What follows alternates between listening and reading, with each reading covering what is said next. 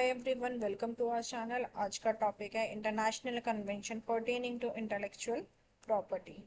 पहला कन्वेंशन आ जाता है Paris convention for the protection of industrial property. ये ओल्डेस्ट ट्रीटी है जो इंडस्ट्रियल प्रॉपर्टी से डील करता है। इसके अंदर सारे के सारे आईपीआर इंक्लूड हो जाते हैं, patent, trademark, design, utility model, trade name and so on and so on. इसके जो प्रोविजंस हैं वो चार पार्ट्स में जो है डिवाइडेड है। पहला आ जाता है हमारा नेशनल ट्रीटमेंट। इस प्रिंसिपल का मतलब है कि फॉरेन नेशनल्स को भी वही प्रोटेक्शन मिलेगी जो उस कंट्री के अपने सिटीजन्स को मिलती है। फॉर एग्जाम्पल, अगर एक इंडियन इन्वेंटर जापान में पेटेंट फाइल करता है तो जापान उस इन्वेंटर के साथ बिल्कुल वैसे ही ट्रीट करेगा जैसे जापानीज सिटीजन के साथ करता है। No discrimination between local and foreign applicants. Second हमारा आ जाता है राइट्स ऑफ प्रायोरिटी। अगर किसी इन्वेंटर ने पहले एक मेंबर कंट्री में पेटेंट अप्लाई किया है तो वो बाद में दूसरे मेंबर कंट्रीज में भी एप्लीकेशन फाइल कर सकता है और उसकी ओरिजिनल फाइलिंग डेट प्रिजर्व रहेगी। 12 महीने के अंदर अंदर पेटेंट और यूटिलिटी मॉडल्स कर सकते हैं। 6 महीने के अंदर अंदर ट्रेडमार्क और इंडस्ट्रियल डिजाइन्स कर सकते हैं। फॉर एग्जाम्पल, अगर इंडिया में पेटेंट 1 जनवरी को फाइल हुआ है तो इन्वेंटर अगले 12 महीने के अंदर यूएसए या जापान में भी फाइल कर सकता है और फाइलिंग की डेट 1 जनवरी ही मानी जाएगी। थर्ड हमारा आ जाता है independence of patent. Her country का पेटेंट इंडिपेंडेंट होता है। अगर किसी एक कंट्री में पेटेंट कैंसिल हो जाए तो इसका मतलब ये नहीं है कि बाकी कंट्रीज में भी ऑटोमेटिकली कैंसिल हो जाएगा। फोर्थ हमारा आ जाता है convention implementation administrative work. Convention implementation के लिए एडमिनिस्ट्रेटिव रूल्स और इंस्टीट्यूशंस प्रोवाइड करता है।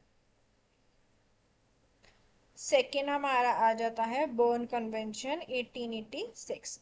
बर्न कन्वेंशन कॉपीराइट से रिलेटेड है और one of the most important treaty है। इसको साइन किया गया था 9 सितंबर 1886 के अंदर। इसके कुछ सर्टेन प्रोविजंस हैं।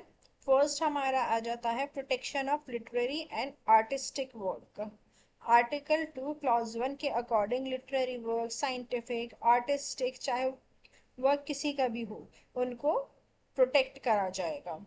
सेकंड हमारा आ जाता है exclusive rights of the author. Author को translation, adaptation, arrangement, public performance जो करना है वो करे अपनी चीज के साथ। थर्ड हमारा आ जाता है duration of copyright. General rule होता है life of author plus 50 years, लेकिन कुछ कंट्रीज के अंदर जो है 60+ ईयर्स भी कर देते हैं। जैसे हमारे इंडिया के अंदर लाइफ प्लस 60 ईयर्स हमारे कॉपीराइट एक्ट के अंदर है। इसके कुछ मेन प्रिंसिपल्स हैं। फर्स्ट हमारा आ जाता है ऑटोमेटिक प्रोटेक्शन। कॉपीराइट ऑटोमेटिकली मिलता है, रजिस्ट्रेशन कंपलसरी नहीं होती है। सेकेंड हमारा आ जाता है नेशनल ट्रीटमेंट और थर्ड हमारा आ जाता है minimum protection. Convention minimum standard prescribe करता है, कंट्री चाहे तो इससे ज़्यादा प्रोटेक्शन दे या ना दे वो उसकी मर्जी है। ओके। थर्ड हमारा आ जाता है Rome convention. Rome convention performers, producers of phonograms, broadcasting organisation को प्रोटेक्ट करता है। और Rome convention related rights of neighbouring countries को प्रोटेक्ट करता है। ये कॉपीराइट के अलग राइट्स होते हैं। ओके। फोर्थ हमारा आ जाता है वीपो, वर्ल्ड इंटेलेक्चुअल प्रॉपर्टी ऑर्गेनाइजेशन। ये एक मल्टीलेटरल ट्रीटी है जो वीपो से स्टैब्लिश हुई है।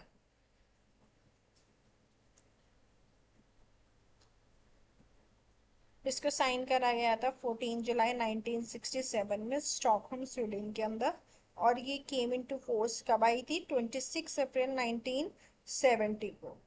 और 1974 के अंदर ये यूनाइटेड नेशन की एक स्पेशलाइज्ड एजेंसी बन गई थी। 1883 की जो पेरिस कन्वेंशन है और 1886 की जो बर्न कन्वेंशन ने एक इंटरनेशनल ब्यूरो स्टैब्लिश किया था। तो 1893 में दोनों ब्यूरोज मर्ज हुए, बाद में इन्हें वीपो कन्वेंशन के थ्रू रिप्लेस कर दिया गया। इनके मेन ऑब्जेक्टिव होते हैं कि वो इंटेलेक्चुअल प्रॉपर्टी को प्रमोट करें, हार्मोनाइज करें आईपी लॉज को, इनोवेशन को इनकरेज करें। इंडिया वीपो का पार्ट 1975 के अंदर बन गया था और अभी भी जो है वो मेंबर है। और इंडिया फॉलोइंग वीपो ट्रीटीज का मेंबर है, जैसे burn convention, Paris convention, patent corporation treaty, Budapest, Madrid protocol, phonogram convention, Nairobi treaty and so on. Fifth हमारा आ जाता है patent corporation treaty, PCT. PCT एक इंटरनेशनल पेटेंट ट्रीटी है। ये इंटरनेशनल पेटेंट ग्रांट नहीं करता, ये सिर्फ मल्टीपल कंट्रीज में पेटेंट फाइल कैसे करना है वो बताता है। एक ही इंटरनेशनल एप्लीकेशन फाइल होती है, बाद में एप्लीकेंट्स अलग अलग कंट्रीज के नेशनल फेज में एंटर कर सकते हैं।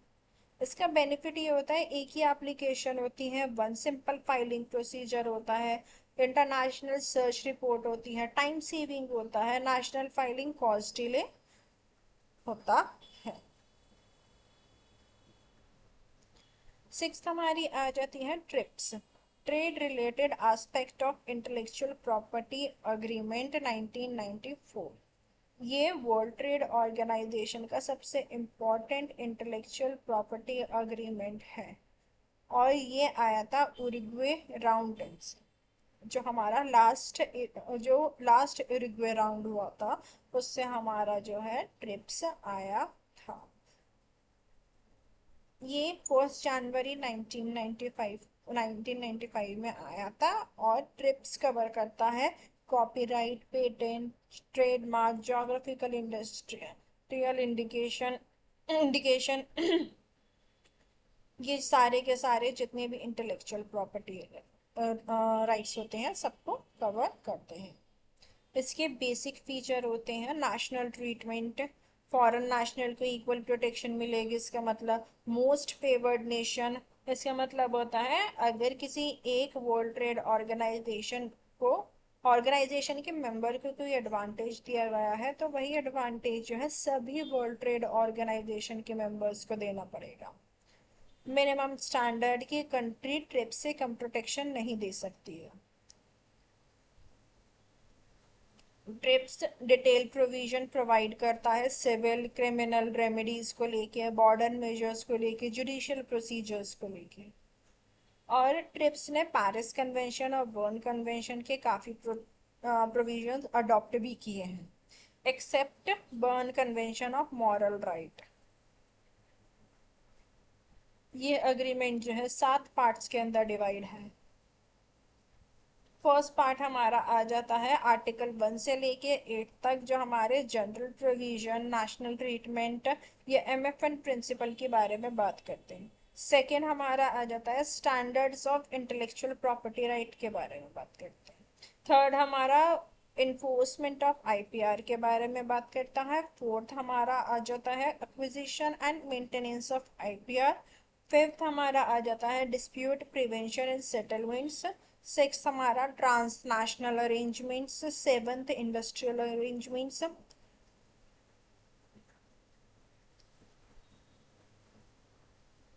नेक्स्ट हमारा आ जाता है वीपो कॉपीराइट ट्रीटी 1996। इसको हम इंटरनेट ट्रीटी भी कहते हैं। ये डिजिटल एनवायरनमेंट में कॉपीराइट प्रोटेक्शन प्रोवाइड करता है। प्रोटेक्शन मिलती है computer software, database, digital work या ऑनलाइन कम्युनिकेशन को। नेक्स्ट हमारा आ जाता है Vivo performance and phonogram treaty. ये ट्रीटी प्रोटेक्ट करता है performers, sound recording, digital music, online performance को। ये डिजिटल एरा से रिलेटेड राइट्स को स्ट्रेंथन भी करता है। हमारा लास्ट आ जाता है माराकेश ट्रीटी और it is one of the most important treaty IPR की। माराकेश ट्रीटी को 27 जून 2013 में माराकेश मोरक्को में वीपो के अंडर अडॉप्ट किया गया। ये 30 सितंबर 2016 को इन्फोर्स हुआ। ये पहला इंटरनेशनल कॉपीराइट है जो ह्यूमन राइट और एक्सेस टू नॉलेज पर फोकस करता है। और इसका मेन ऑब्जेक्टिव होता है blind person, visually impaired person या फिर जिनको डिसेबिलिटीज होती हैं, उनको बुक्स या फिर दूसरी पब्लिश्ड वर्क जो है उनको एक्सेसिबल हो, वो भी इन चीज़ों को यूटिलाइज कर सकें।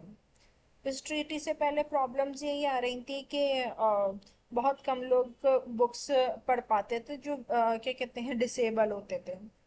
और इस सिचुएशन को बुक फेमीन भी कहा जाता है। बुक फेमीन मतलब बहुत कम बुक्स ब्रेल, ऑडियो या लार्ज प्रिंट में अवेलेबल थी। कॉपीराइट लॉस कन्वर्जन को रिस्ट्रिक्ट करती थी और इसी एंटायर सिचुएशन को बुक फेमीन भी कहा गया है। इसके मेन फीचर्स हैं, फर्स्ट हमारा आ जाता है mandatory copyright exception. Member countries को कॉपीराइट लॉ में एक्सेप्शन देना होगा। ऑथराइज्ड एंटिटीज बिना कॉपीराइट ओनर की परमिशन के एक्सेसिबल कॉपीज बना सकती हैं।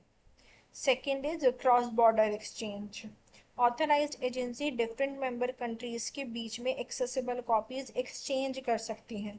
इससे डुप्लीकेशन कम होता है और बुक्स का एक्सेस बढ़ता है। थर्ड इज ऑथराइज्ड एंटिटीज हो सकती हैं libraries, educational institution, non profit organization, government agencies जो पर्सन विद प्रिंट डिसेबिलिटीज को सर्विस प्रोवाइड करता है। इंडिया ने जो है 2013 के अंदर माराकेश ट्रीटी को साइन किया था, 2014 के अंदर रैटिफाई हुआ था। और इंडिया पहले ही डिसेबिलिटी फ्रेंडली प्रोविजंस जो है प्रोवाइड करता है। कॉपीराइट एक्ट 1957 के अंदर सेक्शन 52 है जो बोलता है जो लोग हैं वो डिसेबिलिटी पर्सन विद डिसेबिलिटी के बेनिफिट के लिए कॉपीराइट एक्सेप्शन प्रोवाइड करता है, जो हमारा सेक्शन 52 के अंदर है। ये टोटल 9 ट्रीटीज हैं जो आईपीआर के अंदर इम्पोर्टेंट है हमारे यूजीसी नेट के लिए।